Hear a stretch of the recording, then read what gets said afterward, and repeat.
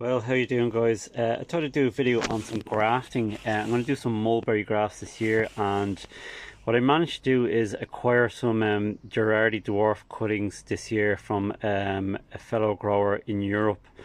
And what I thought was interesting is that I've been meaning to graft or maybe propagate this Gerardi dwarf that I have already and that I've done many videos on, but I haven't because now this video probably doesn't do it justice because it's so small. As you can see here, there's not really much to cut. I mean, I could probably take this off here, but it doesn't leave much left on the tree. This is super dwarf, as dwarf as they come, and I thought it was interesting just to compare this graft here, or sorry, scion wood, to the one that I already have. So you can see just like the node distance between the one I have and the one that was sent to me is huge. Now I don't know whether it was just this particular graft itself that I have, which when I got it wasn't particularly good. It was a tiny little slip, but this one, for some reason, my one that is, seems to grow ultra slow. I mean, this is probably about 3-4 years old now. The rootstock is super vigorous, but like, this is the extent of the growth that I've gotten in 3 or 4 years, or even on that, which isn't feck all really. And just by way of comparison, here's like a world's best, which would have been this down here, and we have all of this probably about 4 or 5 feet tall now. So yeah, I don't know what's going on, but anyway, I'm going to graft some of these on. I have some other scion wood which I'll show you now in a second, so I'll be back in 2 minutes.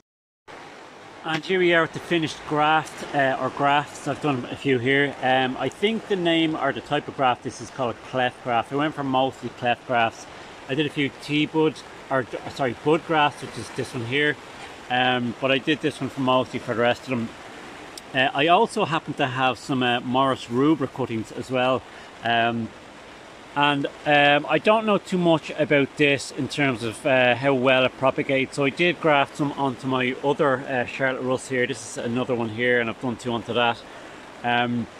What I do know about Morris rubra is that it's native to North America, and there's probably very few true Morris rubras left in the wild, because once Morris alba was introduced to North America, it freely hybridized with Morris rubra.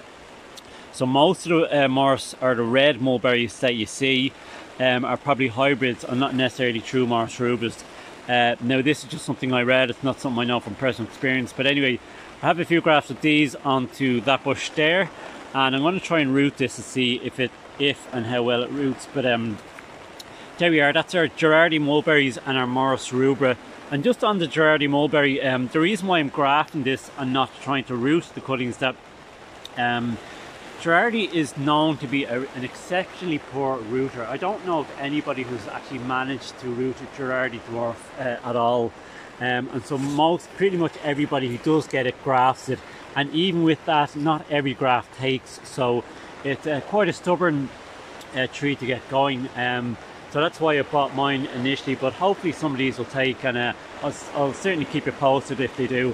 And excuse the noise here, the rain is pounding down here and it gets quite loud here in the polytunnel. But anyway, that's my mulberry grafts